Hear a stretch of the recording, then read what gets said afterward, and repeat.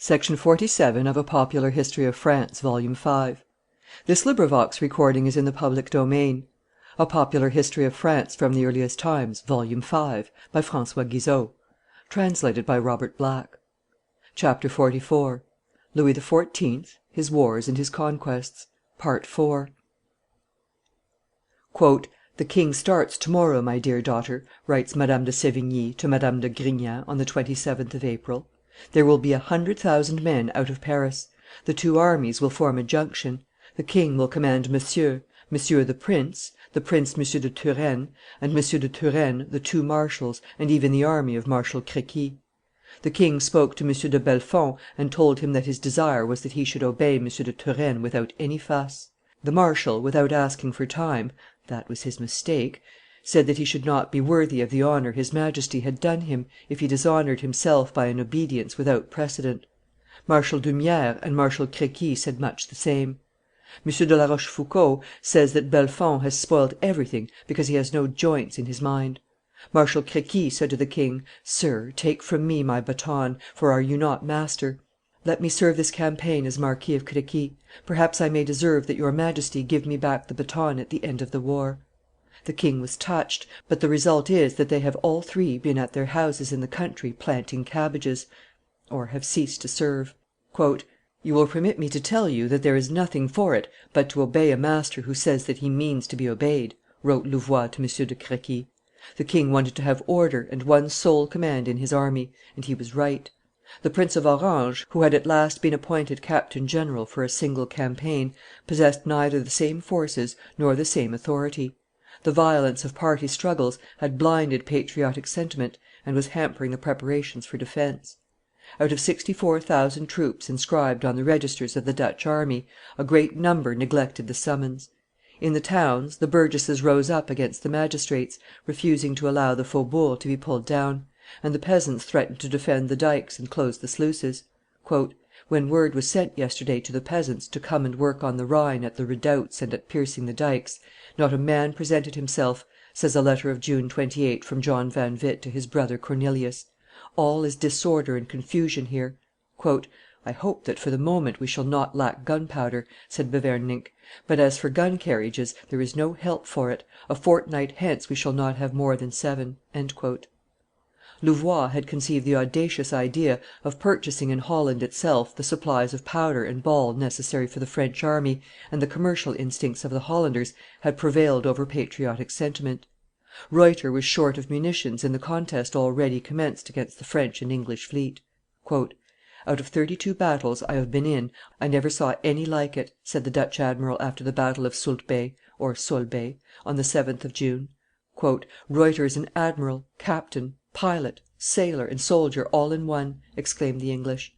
Cornelius van Witt, in the capacity of commissioner of the estates, had remained seated on the deck of the admiral's vessel during the fight, indifferent to the bullets that rained around him. The issue of the battle was indecisive. Count d'Estrees, at the head of the French flotilla, had taken little part in the action. It was not at sea and by the agency of his lieutenants that Louis XIV. Aspired to gain the victory. He had already arrived at the banks of the Rhine, marching straight into the very heart of Holland. "I thought it more advantageous for my designs, and less common on the score of glory," he wrote to Colbert on the 31st of May, "to attack 4 places at once on the Rhine, and to take the actual command in person at all 4 sieges. I chose, for that purpose, Rheinberg, Wessel, Burich, and Orsoy, and I hope that there will be no complaint of my having deceived public expectation." The 4 places did not hold out 4 days. On the 12th of June, the king and the Prince of Conde appeared unexpectedly on the right bank of the intermediary branch of the Rhine, between the Wahal and the Yssel. The Hollanders were expecting the enemy at the ford of the Yssel, being more easy to pass; they were taken by surprise. The king's cuirassier regiment dashed into the river, and crossed it partly by fording and partly by swimming. The resistance was brief. Meanwhile the Duke of Longueville was killed, and the Prince of Conde was wounded for the first time in his life. "I was present at the passage, which was bold, vigorous, full of brilliancy, and glorious for the nation," writes Louis XIV. Arnheim and Deventer had just surrendered to Turenne and Luxembourg. Duisburg resisted the king for a few days. Monsieur was besieging Zutphen. John van Witt was for evacuating the Hague and removing to Amsterdam the centre of government and resistance. The Prince of Orange had just abandoned the province of Utrecht, which was immediately occupied by the French. The defensive efforts were concentrated upon the province of Holland. Already Naarden, 3 leagues from Amsterdam, was in the king's hands. "We learn the surrender of towns before we have heard of their investment," wrote Van Witt. A deputation from the States was sent on the 22d of June to the king's headquarters to demand peace. Louis XIV. Had just entered Utrecht, which, finding itself abandoned, opened its gates to him. On the same day John van Witt received in a street of the Hague 4 stabs with a dagger from the hand of an assassin, whilst the city of Amsterdam, but lately resolved to surrender and prepared to send its magistrates as delegates to Louis XIV., suddenly decided upon resistance to the bitter end.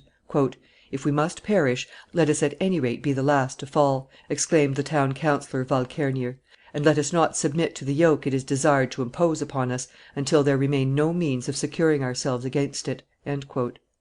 All the sluices were opened and the dikes cut. Amsterdam floated amidst the waters. "I thus found myself under the necessity of limiting my conquests, as regarded the province of Holland, to Naarden, Utrecht, and Verden," writes Louis XIV. In his unpublished Memoires touching the campaign of 1672, and he adds, with rare impartiality, "The resolution to place the whole country under water was somewhat violent, but what would not one do to save one's self from foreign domination?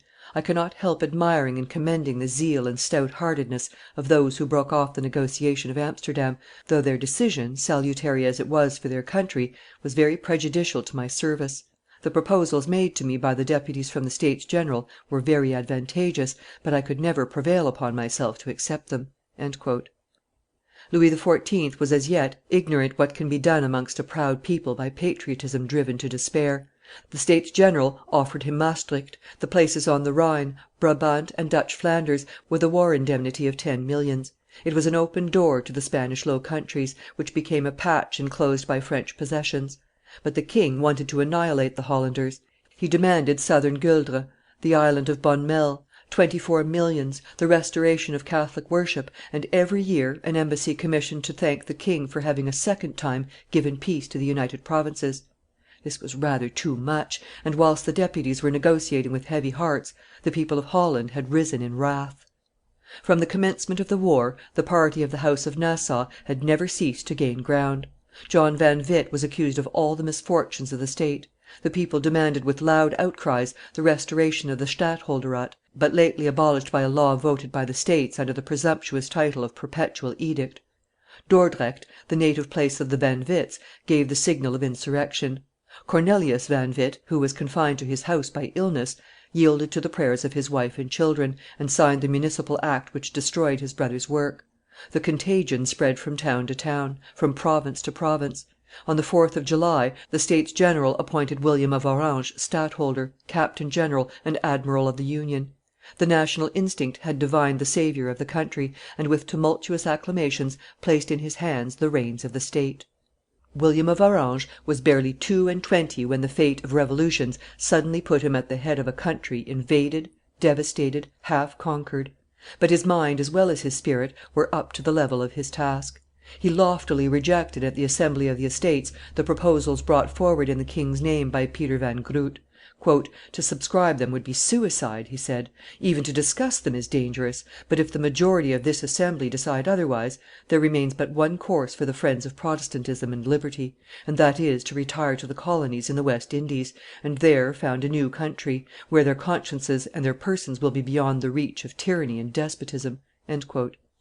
The States General decided to "reject the hard and intolerable conditions proposed by their lordships the kings of France and Great Britain, and to defend this state and its inhabitants with all their might." The province of Holland in its entirety followed the example of Amsterdam. The dikes were everywhere broken down, at the same time that the troops of the electors of Brandenburg and Saxony were advancing to the aid of the United Provinces, and that the emperor was signing with those two princes a defensive alliance for the maintenance of the treaties of Westphalia, the Pyrenees, and Aix la Chapelle. Louis XIV. Could no longer fly from conquest to conquest. Henceforth his troops had to remain on observation. Care for his pleasures recalled him to France. He left the command in chief of his army to M. de Turenne, and set out for St. Germain, where he arrived on the 1st of August. Before leaving Holland, he had sent home almost without ransom 20,000 prisoners of war, who before long entered the service of the States again. "It was an excess of clemency of which I had reason afterwards to repent," says the king himself. His mistake was, that he did not understand either Holland or the new chief she had chosen. Dispirited and beaten, like his country, John van Witt had just given in his resignation as councillor pensionary of Holland. He wrote to Ruyter on the 5th of August as follows: "The capture of the towns on the Rhine in so short a time, the irruption of the enemy as far as the banks of the Yssel, and the total loss of the provinces of Gueldre, Utrecht, and Over Yssel, almost without resistance, and through unheard of poltroonery, if not treason, on the part of certain people, have more and more convinced me of the truth of what was in olden times applied to the Roman Republic. Successes are claimed by everybody, reverses are put down to one, prospera omnes sibi vindicant, adversa uni imputantur. That is my own experience. The people of Holland have not only laid at my door all the disasters and calamities that have befallen our Republic, they have not been content to see me fall unarmed and defenceless into the hands of 4 individuals whose design was to murder me, but when by the agency of divine Providence I escaped the assassins' blows and had recovered from my wounds, they conceived a violent hatred against such of their magistrates as they believed to have most to do with the direction of public affairs. It is against me chiefly that this hatred has manifested itself, although I was nothing but a servant of the state. It is this that has obliged me to demand my discharge from the office of councillor pensionary." He was at once succeeded by Gaspard van Fagel, passionately devoted to the Prince of Orange.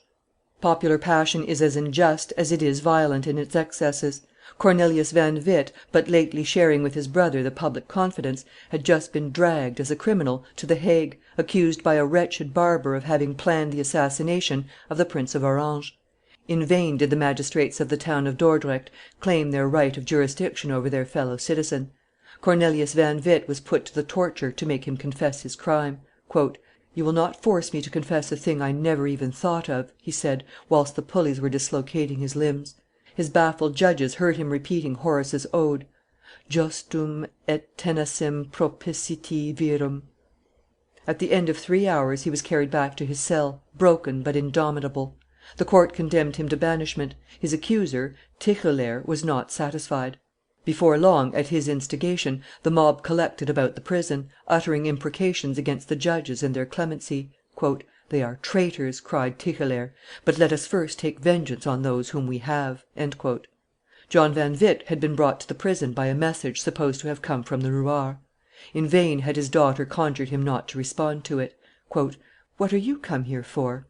exclaimed Cornelius on seeing his brother enter. "Did you not send for me?" "No, certainly not." "Then we are lost," said John van Witt calmly. The shouts of the crowd redoubled. A body of cavalry still preserved order. A rumour suddenly spread that the peasants from the environs were marching on the Hague to plunder it. The States of Holland sent orders to the Count of Tilly to move against them. The brave soldier demanded a written order. "I will obey," he said, "but the 2 brothers are lost." The troops had scarcely withdrawn, and already the doors of the prison were forced. The ruart, exhausted by the torture, was stretched upon his bed, whilst his brother sat by his side reading the Bible aloud. The madmen rushed into the chamber, crying, "Traitors, prepare yourselves; you are going to die." Cornelius van Witt started up, joining his hands in prayer. The blows aimed at him did not reach him. John was wounded. They were both dragged forth. They embraced one another. Cornelius, struck from behind, rolled to the bottom of the staircase. His brother would have defended him. As he went out into the street, he received a pike thrust in the face. The ruart was dead already. The murderers vented their fury on John van Witt. He had lost nothing of his courage or his coolness, and, lifting his arms towards heaven, he was opening his mouth in prayer to God, when a last pistol shot stretched him upon his back. "There's the perpetual edict floored," shouted the assassins, lavishing upon the 2 corpses insults and imprecations. It was only at night, and after having with difficulty recognized them, so disfigured had they been, that poor Jacob van Witt was able to have his sons' bodies removed. He was before long to rejoin them in everlasting rest. William of Orange arrived next day at the Hague, too late for his fame and for the punishment of the obscure assassins, whom he allowed to escape. The compassers of the plot obtained before long appointments and rewards. "He one day assured me," says Gourville, "that it was quite true he had not given any orders to have the Witts killed, but that, having heard of their death without having contributed to it, he had certainly felt a little relieved." History and the human heart have mysteries which it is not well to probe to the bottom. For 20 years John van Witt had been the most noble exponent of his country's traditional policy. Long faithful to the French alliance, he had desired to arrest Louis XIV. In his dangerous career of triumph. Foreseeing the peril to come, he had forgotten the peril at hand. He had believed too much and too long in the influence of negotiations and the possibility of regaining the friendship of France. He died unhappy, in spite of his pious submission to the will of God. What he had desired for his country was slipping from him abroad as well as at home. Holland was crushed by France, and the aristocratic republic was vanquished by monarchical democracy. With the weakness characteristic of human views, he could not open his eyes to a vision of constitutional monarchy freely chosen, preserving to his country the independence, prosperity, and order which he had labored to secure for her. A politician as bold as and more far sighted than Admiral Coligny, twice struck down, like him, by assassins, John van Witt remained in history the unique model of a great republican chief, virtuous and able, proud and modest, up to the day at which other United Provinces, fighting like Holland for their liberty, presented a rival to the purity of his fame, when they chose for their governor General Washington. For all their brutal ingratitude, the instinct of the people of Holland saw clearly into the situation. John van Witt would have failed in the struggle against France. William of Orange, prince, politician, and soldier, saved his country and Europe from the yoke of Louis XIV. Section 47.